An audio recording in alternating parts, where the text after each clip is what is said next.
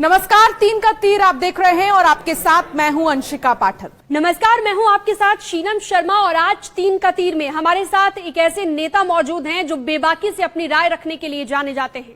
नमस्कार, मैं हूं आपके साथ में अमनदीप। बहुत स्वागत आपका। और आज हमारे साथ में मौजूद है आजाद समाज पार्टी के अध्यक्ष चंद्रशेखर आजाद। बहुत स्वागत सर आपका। चंद्रशेखर आजाद जी, जब आप ये कहते हैं कि मैं आजाद हूं और मरूंगा भी आजाद होकर ही, तो इसका अर्थ क्या है? नहीं, जो पैदा होता है वो जिंदा ही होता है, जो जिंदा नहीं होता वो मरे हुए के समान होता है। तो मैं, अगर आप अपने देश में अन्याय के खिलाफ बोल भी नहीं सकते हो, आवाज भी नहीं उठा सकते हो, आप हक के लिए खड़े भी नहीं हो सकते हो, आप जो आज का समय चल रहा है, सरकारों में जो अन्याय हो रहा है महिलाओं के प्रति, नौजवानों के प्रति, किसानों मजदूरों के प्रति, अगर आप उस पर अपनी बात भी नहीं रख पाते तो फिर आप, मेरे हिसाब से आप जिंदा भी नहीं। तो मैं जिंदा हूं इसलिए मैं बोलता हूं, और हर गलत के खिलाफ खड़े होना मेरी जिम्मेदारी है। मैं उसको पूरी ईमानदारी से निभाता हूं और जब तक जीऊंगा तब तक निभाता रहूंगा। और चलिए, ये तो व्यक्तिगत बात हुई, लेकिन राजनीति की भी अब बात कर लेते हैं। 2024 में क्या विपक्ष एकजुट हो पाएगा? मुझे नहीं पता कौन कौन एकजुट होगा, मैं अपनी ड्यूटी कर रहा हूँ। देखिए, मुझे ऐसा लगता है किसी की भी सरकारें रही हो, जब भी किसी ने अपने हक की आवाज उठाई है उसको तमाम तरह की मुसीबतों का सामना करना पड़ा है। तो आज की जो सरकार है वो ज्यादा थोड़ी सी तानाशाही की तरफ है, वो सुनती नहीं।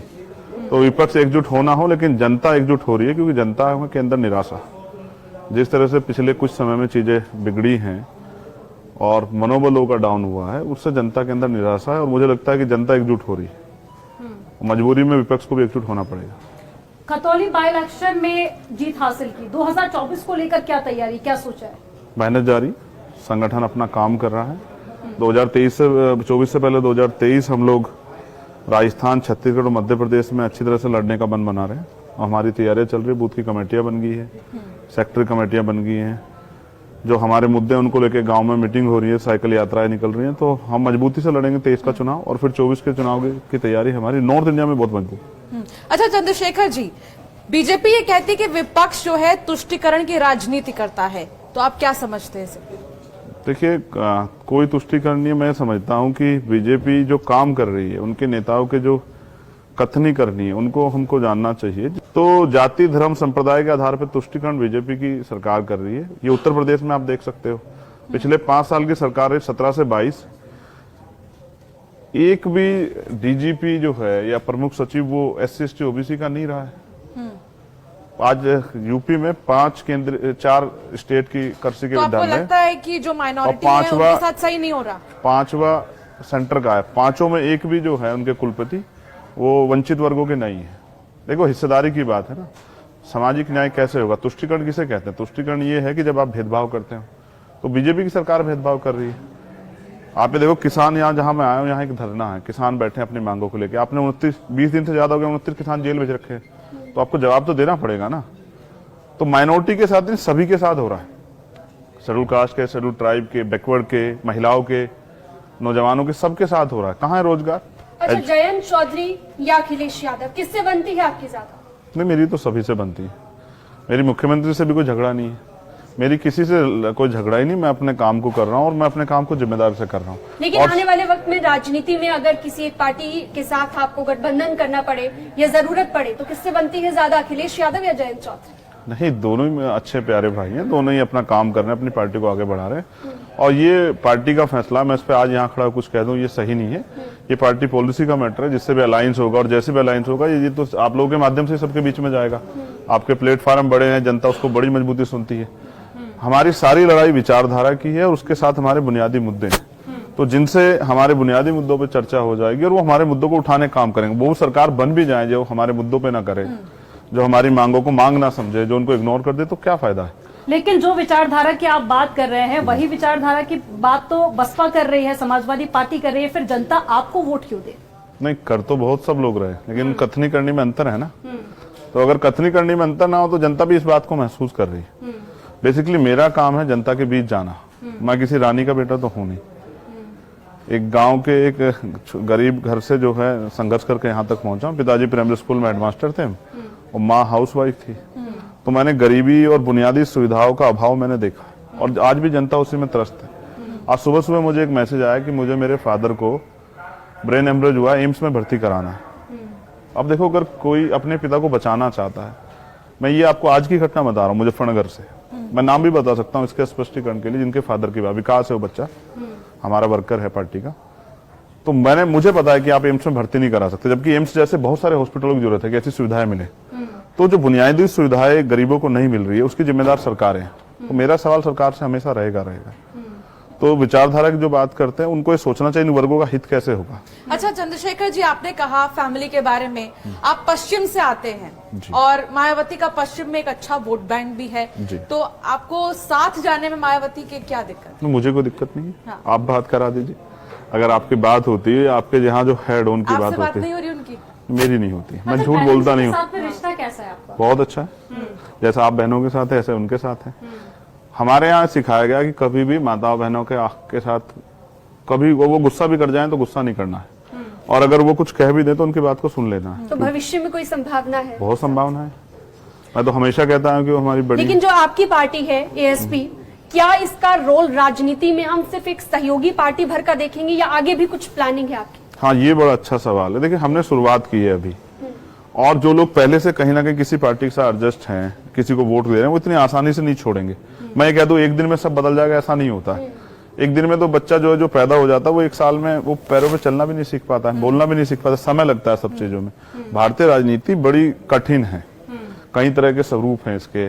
तो अभी लोगों को हमने अपनी बात पहुंचाई है, अभी लोगों तक बात डिलीवर हो रही है, लोग उसको सुन रहे हैं, फिर उसको समझेंगे, एक समय विश्वास करेंगे, और जिस दिन विश्वास करेंगे फिर ऐसे जुड़ेंगे, फिर हटेंगे भी नहीं, क्योंकि हम कुछ गलत करने नहीं वाले हैं। मैं पश्चिम से आता हूं, मैं एक बात और कंफर्म कर दूं, हमारी ये मांग है जिस पर अभी कोई चर्चा नहीं कर रहा है। पश्चिम एक बड़ा प्रदेश है, यूपी का पश्चिम एक बड़ा हिस्सा है।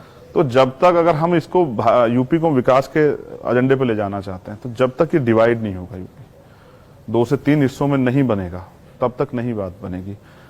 403 विधानसभा, अगर मुख्यमंत्री एक विधानसभा में एक दिन जाए तो 403 दिन लगते हैं, 1 साल बाद नंबर आता है, ऐसे कैसे प्रोग्रेस हो जाएगी?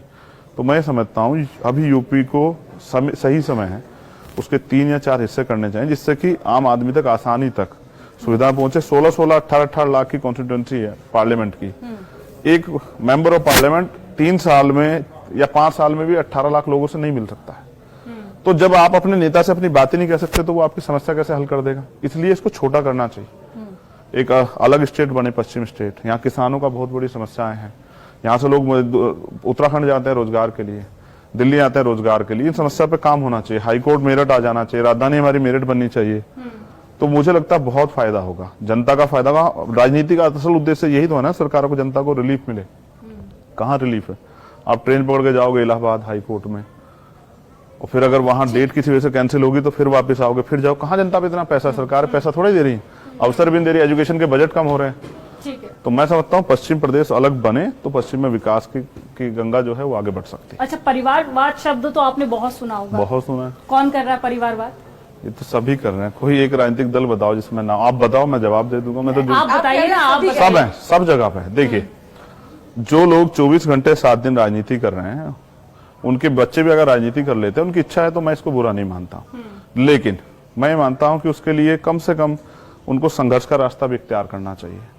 तो अगर भविष्य में मुझसे कोई कहे, जैसे मैंने अपनी फैमिली से कहा कि भाई आप लोगों को दूर रहना चाहिए, क्योंकि एक आदमी कर तो रहा, अगर आप सेवा भावना से कर रहे हैं तो एक ही आदमी बहुत है, बाकी लोग घर चला लें।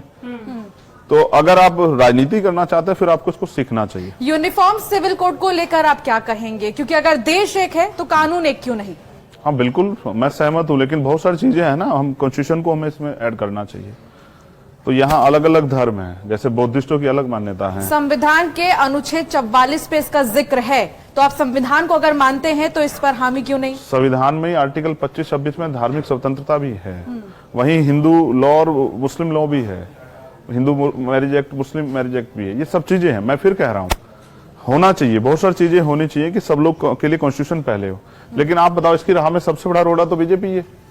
वो कहाँ मानते हैं कॉन्स्टिट्यूशन को? वो तो कोशिश कर रहे हैं कॉन्स्टिट्यूशन खत्म कर दें। तिरंगे को उन्होंने माना, अब तिरंगे की बात करने लगे। आपको पता है आरएसएस के हेडक्वार्टर तिरंगा लगा तो उन्होंने जो है उन तिरंगा लगाने वालों को पीट दिया, उन पर मुकदमा दर्ज करा दिया, जेल भिजवा दिया। विपक्ष कहाँ है फिर इसमें? विपक्ष क्यों नहीं आवाज अपनी प्रमुख करता है? देखो, विपक्ष जितनी हो सकता है कर रहा है, और आप लोगों को बहुत धन्यवाद कि आप विपक्ष की आवाज उठा देते हो। सच ये है कि विपक्ष भी सिलेक्टिव है, जहां वो लगता है कि उनकी वोट का नफा नुकसान हो रहा है तो वो नहीं बोलते। कई बार ऐसा मैं समझता हूँ ये लोकतंत्र के लिए खतरनाक है। अगर आप अन्याय को अन्याय नहीं करोगे, उसको जाति धर्म के चश्मे देखोगे तो खराब हो जाएगा। तो मैं समझता हूँ जैसे अन्याय किसी के साथ हुआ तो सबको बोलना चाहिए। क्या आपकी पार्टी भी नफा नुकसान देखकर आगे बढ़ती है? कभी नहीं बढ़ती। हमें नफा, अच्छा हम राजनीति में नफा नुकसान के लिए आए नहीं है। मैं समझता हूँ जब सब लोग बंद हैं, सब लोगों के मुंह पे ताल लगे हैं, तो हमें तो सवाल करना पड़ेगा। लोकतंत्र को, कॉन्स्टिट्यूशन के वैल्यू को तो जिंदा रखना पड़ेगा। तो ऐसे बहुत सारे मामले हैं। चलिए आगे बढ़ते हैं, माफियाओं की बात कर लेते हैं। माफियाओं को मिट्टी में मिलाया जा रहा है, इस पर क्या कहेंगे आप? हाँ, एक माफिया तो अभी जिनको इतना लंबे का समय का टाइम दिया कि भाई आराम से सेटल कर लो, डरा दो, परिवार को धमका दो, परिवार से किस तरह से जो है बातचीत कर लो, सेटिंग कर लो कि आपकी जान बच जाए। कौन से माफियाओं की बात कर रही हैं? आपने इसे भय की राजनीति नाम दिया, लेकिन आपको नहीं लगता कि कानून व्यवस्था बेहतर हुई है पहले से? बहुत बेहतर हुई है। अब आपको अगर जानकारी हो, इतनी बेहतर हुई है कि अब पुलिस ही चांदी लूटने लगी है। अब 50 किलो चांदी पुलिस ही लूट लेगी, बताओ। और पुलिस अपहरण में है, एक आईपीएस अपहरण में, और वो फिरौती मांग रहे हैं।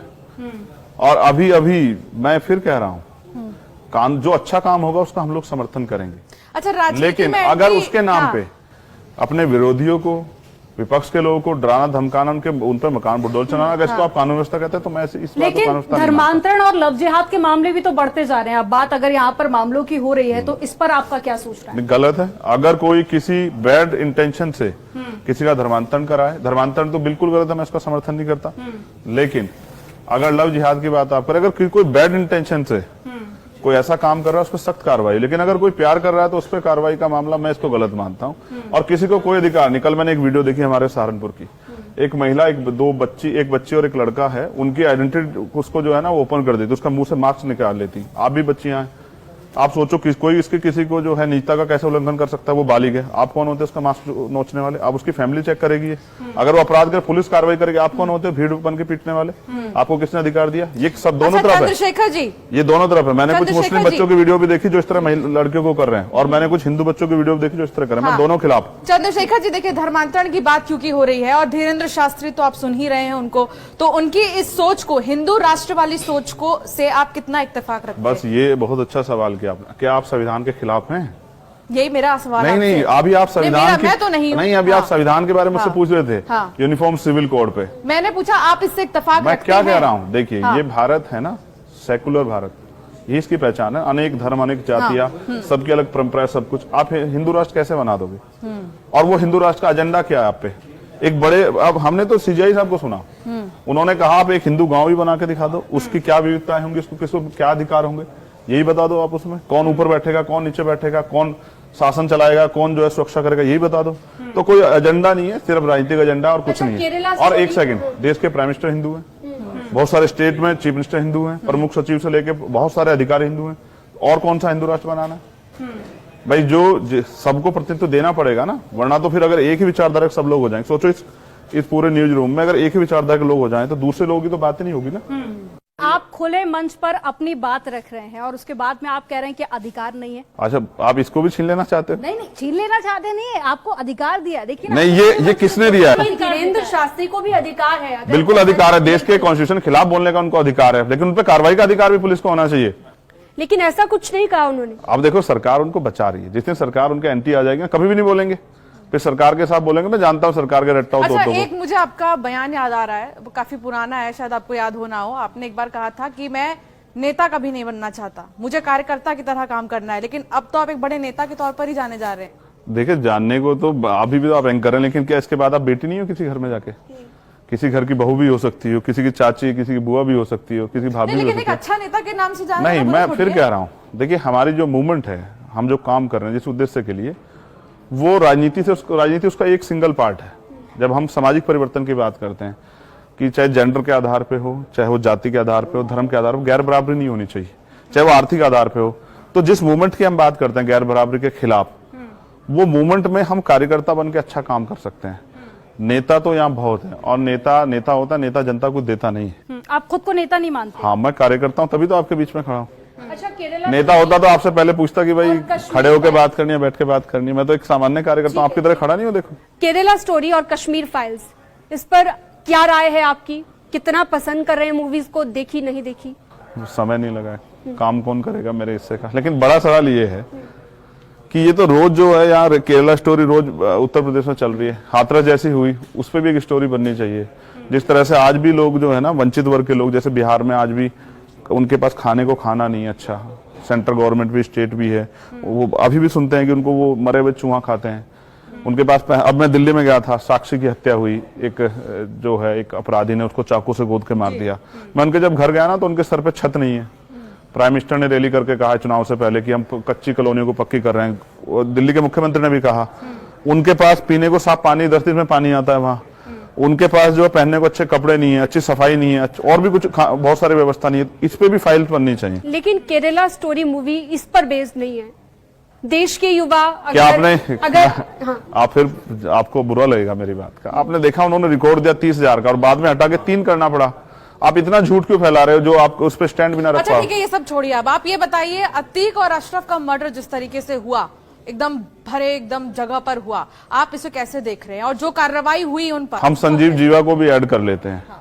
जिस तरह से आज कोर्ट में मर्डर होने लगे हैं, जिस तरह पुलिस सुरक्षा मर्डर होने लगे हैं, फिर इसी पे हमें बताना चाहिए कानून व्यवस्था उत्तर प्रदेश में कैसी है।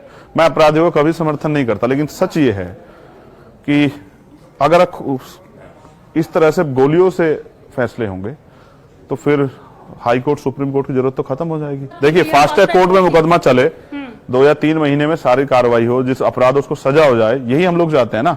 तो ये सरकारों की कमी है ना, जो सरकार रही है उनकी कमी है। और ये अपराधियों को संरक्षण भी तो सरकारों ने दिया ना, आपने मैंने नहीं दिया ना। तो ये संरक्षण का खेलना, बहुत सारे अपराधी तो अभी भी घूम रहे खुलेआम। समाजवादी पार्टी और बसपा की भी उस वक्त गवर्नमेंट रही है जिन पर आरोप लगते रहे हैं। और आप कह रहे हैं कि मैं कह रहा एक सेकंड मैं ये कह रहा हूँ आपको उनसे सवाल पूछना चाहिए। ये सवाल हम बिल्कुल उनसे ऐसे तो मुफ्ती जी के साथ, मुफ्ती महबूब के साथ जो है बीजेपी ने सरकार बनाई, तो आप उनके कर्मों के लिए इनसे थोड़ा पूछोगे? हम उनसे सवाल बिल्कुल नहीं, मैं कह रहा हूँ जो उनकी बात है वो आप उनसे पूछें। हम आजाद समाज पार्टी का मुझसे पूछे तो। लेकिन आपने कहा अखिलेश यादव से भी आपकी अच्छी बनती है, उनकी विचारधारा से भी इत्तेफाक आप रखते हैं, लेकिन उनकी भी सरकारें रही हैं, यानी कि संरक्षण उन्होंने भी दिया है। मैंने क्या कहा, जिसने अपराधी को संरक्षण दिया वो किसी की सरकार रही हो तो उसका हिसाब जो है जनता उससे करेगी।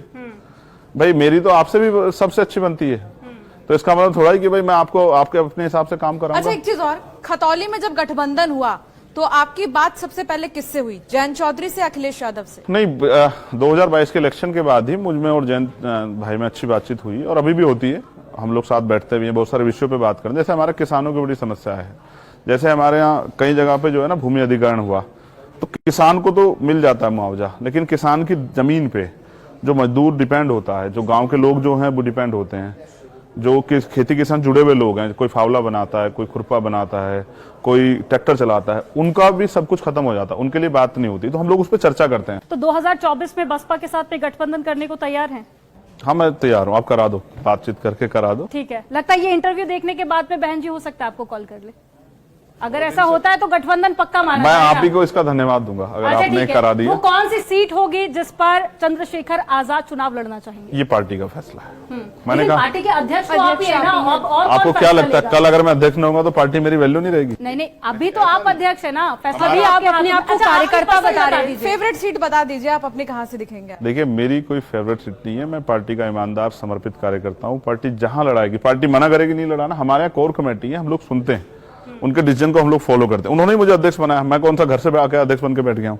उन्होंने अध्यक्ष बनाया, वो लोग मेहनत करते हैं, मुझसे भी ज्यादा मेहनत करते हैं। तो जब जिस सीट पे वो लड़ाना चाहेंगे और वो कहेंगे नहीं लड़ना आपको, औरों के लिए प्रचार करना, तो वो भी करूंगा।